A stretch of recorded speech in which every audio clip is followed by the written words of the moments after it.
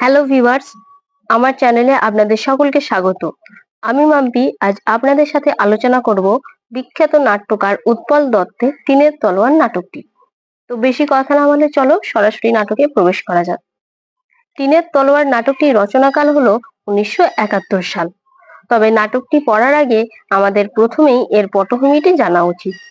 সমগ্র নাটকটি 1876-এর নাট্য নিয়ন্ত্রণ আইনকে কেন্দ্র করে রচিত। তৎকালীন ভারতবর্ষে ব্রিটিশরা এই আইনের মাধ্যমে ভারতীয় নাট্য জগতের কণ্ঠরোধ করতে চেয়েছিল। এছাড়াও সেই সময়ে যদি ব্রিটিশরা কোনো ব্রিটিশ বিরোধীমূলক নাটক দেখতো, তৎক্ষণাৎ সেটি বন্ধ করে দিত।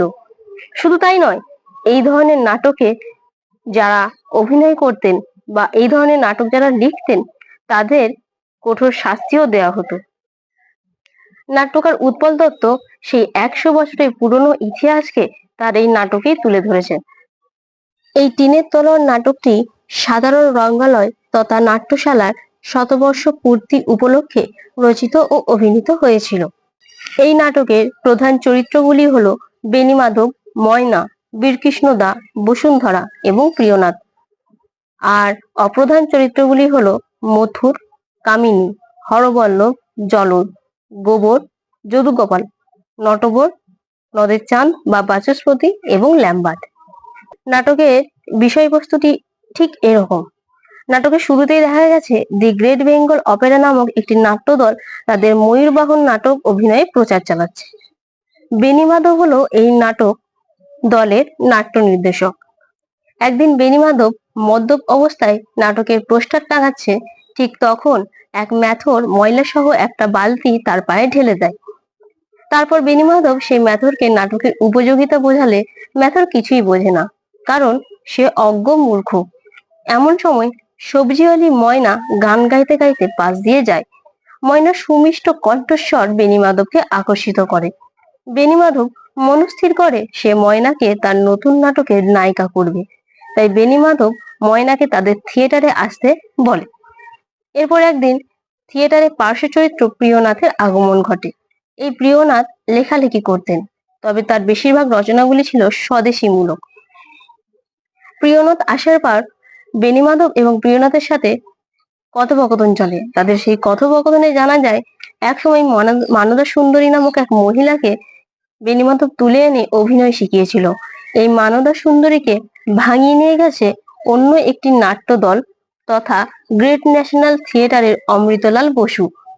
ঠিক তখন থিয়েটারে হাজির হয় ময়না। ময়না আসার পর বসুন্ধরাকে বেণীমাধব নির্দেশ দেয় ময়নাকে ভদ্র মার্জিত পোশাক পরিয়ে আনতে। এই ময়না নিম্ন সমাজের মানুষ হওয়ায় তার উচ্চারণে একটু সমস্যা ছিল। সে কে স বলে উচ্চারণ করত, অর্থাৎ তালব্য কে দন্ত স উচ্চারণ করত। যদিও ধীরে ধীরে ময়নাকে নিজ হাতে গড়ে নেন বেণীমাধব। ময়না হয়ে ওঠে বিখ্যাত অভিনেত্রী। পরবর্তীকালে ঘটনাক্রমে থিয়েটারে একদিন গ্রেট ন্যাশনাল অপেরার প্রধান কর্মকর্তা বীরকৃষ্ণ দার আগমন ঘটে। সেখানে বীরকৃষ্ণ বেণীমাধবকে জানিয়েছেন যে সধবার একাদশী নাটকটি তার অশ্লীল বলে মনে হয়েছে, কারণ এই নাটকে নব্য শিক্ষিত বাবুদের ব্যঙ্গ করা হয়েছে। বীরকৃষ্ণের সাথে পরিচয়ের জন্য ময়না তথা শঙ্করীকে আনা হয়। ময়নার রূপ দেখে মুগ্ধ হয় বীরকৃষ্ণ দা। নাটকের গতি এগিয়ে যাওয়ার পর দেখা যায় বীরকৃষ্ণ দা আর্থিক লসে ঠিক করেছেন তার দলটি বেচে দেবেন। এরপর দেখা গেছে অন্য একটি দল গজাদানন্দ অভিনয় করে বেশ লাভবান হয়েছে। এই গজাদানন্দ প্রসঙ্গে বলে রাখা ভালো, গজানন্দ আসলে জগদন্দ নামক এক উকিলকে নিয়ে লেখা একটি প্রহসন। লন্ডনের রাজকুমার প্রিন্স অফ ওয়েলস ভারতে এলে তাকে আশ্রয় দেন জগদানন্দ নামক এক উকিল। তাকে ব্যঙ্গ করেই লেখা হয়েছিল এই গজাদানন্দ নাটকটি। যাই হোক, আমরা নাটকে এবার দেখব বীরকৃষ্ণ দা একদিন থিয়েটারে এসে জানাচ্ছেন ময়নাকে তিনি রক্ষিতা হিসেবে রাখতে চান। তা শুনে প্রিয়নাথ রাগে শিহরিত হয়ে উঠলেও বেণীমাধব এই প্রস্তাবে রাজি হয়। তবে তিনি একটি শর্ত দেন। বেণীমাধব জানায় বীরকৃষ্ণ দা যদি তার দলটি বরাবরের মতো বেণীমাধবকে দিয়ে দেয়, তবেই তারা ময়নাকে দেবে। বেণীমাধবকে এক্ষেত্রে একটু স্বার্থান্বেষী মনে হলেও আপাত অর্থে বেণীমাধব স্বার্থপর নয়।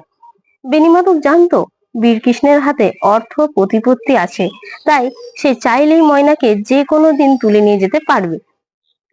অন্যদিকে ময়না যদি বীরকৃষ্ণের কাছে থাকে তাহলে তার খাদ্য, বস্ত্র, বাসস্থানের অভাব হবে না। ময়নাকে নিয়ে বীরকৃষ্ণ চলে যাবে শুনে বসুন্ধরা প্রিয়নাথকে অনুরোধ করেন ময়নাকে নিয়ে পালিয়ে যেতে। বেণীমাধব ময়নাকে যেতে দেবেন এই কথা শুনে ময়না একটু কষ্ট পেয়েছিল। ময়না প্রথমে রাজি থাকেনি, তবে বেণীমাধব রাজি হয়েছে শুনে ময়নাও রাজি হয়। তাছাড়া ময়না আর আগের মতো সবজি বিক্রি করতে পারবে না। সকলের কথা ভেবেই ময়না রক্ষিতা থাকতে রাজি হয়। অন্যদিকে দেখা গেছে শ্যামবাজারে প্রিয়নাথের লেখা তিতুমির নাটকটিকে নিয়ে গোলযোগ শুরু হয়েছে। বীরকৃষ্ণ কিছুতেই এই নাটকটি অভিনীত করতে দেবেন না, কারণ এটি হলো ব্রিটিশ বিরোধী। তবে ময়না জোর গলায় বলতে থাকে এই নাটকটি অভিনয় হবে, কারণ এই নাটক যাতে বজায় থাকে সেই কারণেই সে রক্ষিতা থাকতে রাজি হয়েছে। কেবলমাত্র নাটকের জন্য নিজেকে ত্যাগ করেছে, সে বীরকৃষ্ণের কাছে যেতে রাজি হয়েছে, তাই এই নাটক হতেই হবে। আবার দেখা গেছে সেদিনই কিছু লোককে গ্রেপ্তার করা হয় সতী কলঙ্কিনী অভিনয়ের জন্য। এছাড়াও অনেক নাটক বেআইনি ভেবে বন্ধ করে দেওয়া হয়। অবশেষে সকলের কথা ভেবে বেণীমাধব তিতুমির নাটকের পরিবর্তে সধবার একাদশী অভিনয় করার সিদ্ধান্ত নেয়।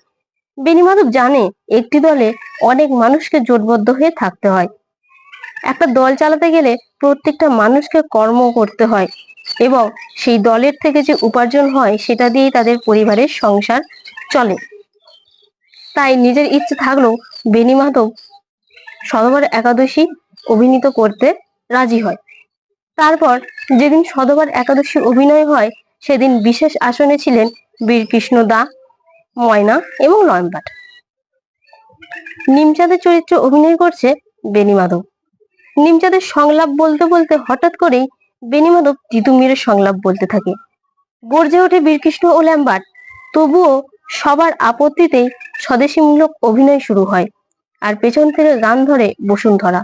আসন ছেড়ে উঠে আসে ময়না, বসুন্ধরার সাথে তাল মেলায়, গানে গলা মেলায় এই ময়না। শেষ পর্যন্ত বেণীমাধব নিজের শিরদাঁড়া সোজা রেখে প্রতিবাদ করেছে ব্রিটিশদের বিরুদ্ধে। সে দেখিয়েছে ভারতীয়রা দুর্বল নয়, তাদের যতই ভয় দেখানো হোক তারা লড়বে, তারা সারা জীবন লড়বে। এইভাবে নাটকটি শেষ হয়েছে। আমি যতটুকু জানি তা বলার চেষ্টা করেছি। আমার আলোচনা যদি আপনাদের ভালো লেগে থাকে তাহলে অবশ্যই কমেন্ট করে জানাবেন। পারলে একটা লাইক, একটা শেয়ার করে দিবেন। লাইক করলে কি হয়, ভিডিও করতে আগ্রহ হয়, ইচ্ছা জাগে। আর ভিডিওটি যদি ভালো লেগে থাকে অবশ্যই সাবস্ক্রাইব করে পাশে থাকবেন, যাতে পরবর্তীকালে আমি এই ধরনের আরো ভিডিও আনতে পারি।